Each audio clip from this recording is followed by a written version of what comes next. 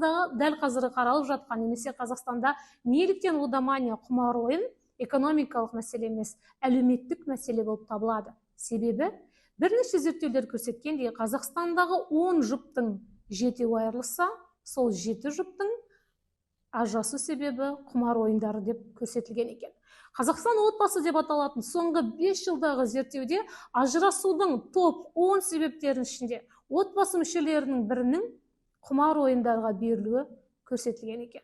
Яғни ажырасуға, әке-шеңмен сөйлеспей кетуге, достарымен араз болуына, өзінің кредиттік тарихында құртуына бірден бір себепкер ол онлайн құмар ойындары болып табылады. Неліктен? Себебі дүниежүзілік денсаулық сақтау ұйымы айтқандай, бұл психикалық ауытқудың салдары біз ойлағаннан да кең. Себебі адам Киплингтің ертегісіндегідей Маугли емес. Біз қоғамнан орманда өмір сүре алмаймыз. Қазіргі әлеуметтік техникалық кибер әлемде сіз жалғыз емессіз. Сіз өзіңізді жалғыз сезінсеңіз де, сіздің айналаңыздағы қоғам мүшелерімен сіз қандай да бір байланыс орнатуыңыз керек. Егер сол байланыстардың бірі әлсіреген жағдайда, ол сіздің лудоманиямен күресіңізді қиындата түседі. Егер сіздің ата-анаңызбен қарым-қатынасыңыз нашар, достарыңызбен қарым-қатынасыңыз мүлдем жоққа барған жағдайда, сізге лудоманиямен күресу қиындай түседі. Неліктен? Себебі кез келген құмар ойынға берген адам өзінде құмар ойынға тәуелділік бар екенін кемінде 2-3 жыл өтпей мойындамайды дейді. Ал кейбір зерттеулер ол кемінде басындағы қарызының мөлшері 5 миллионнан аспай, ол өзінің қандай проблемада екенін сезіне қоймайды дегенде болжам бар. Яғни сіз өзіңіздің басыңыздағы қаражаттың көлемінің ауқымдылығымен оның қандай мәселеге тәуелді екендігін көрсетсе керек. Жалпы лудоманиямен күресте қазақстандық тәжірибе өзгеше болу керек. Неліктен? Себебі кез келген дерттің шешім жолында сол халықтың мәдениеті, тарихы, дәстүрі, менталитеті, діні, отбасыдағы қарым-қатынасы тікелей әсер етеді. Себебі Қазақстандағы ұл балаларға қойылатын инвестиция және қыз балалардың лудоманияға шалдыққан кезде отбасының реакциясы да мүлдем екі түрлі болады. Бұл Қазақстанға тән феномен деп айтуға болады. Неліктен кейбір мемлекеттерде әйел адамдар лудоманияның белгілі бір казиноның түріне, немесе казиноның ішіндегі қандай да бір ойын түріне тәуелді болса, Қазақстандағы лудоманиялардың көбісі бәстігуі қарапайым өздері сүйіп көретін спорттан да бастау алуы мүмкін.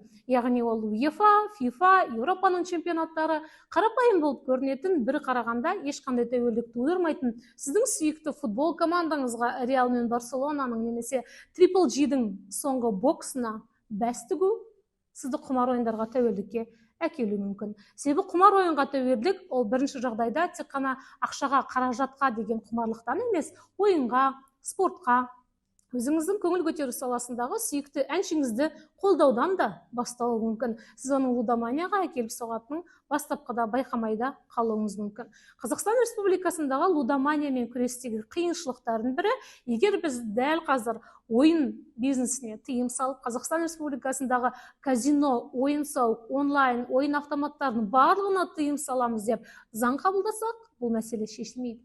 Неліктен? Себебі біраз ойын саласындағы компаниялар, заңды тұлғалар, спорт саласындағы инвесторларға, демеушілерге айналып үлгерген.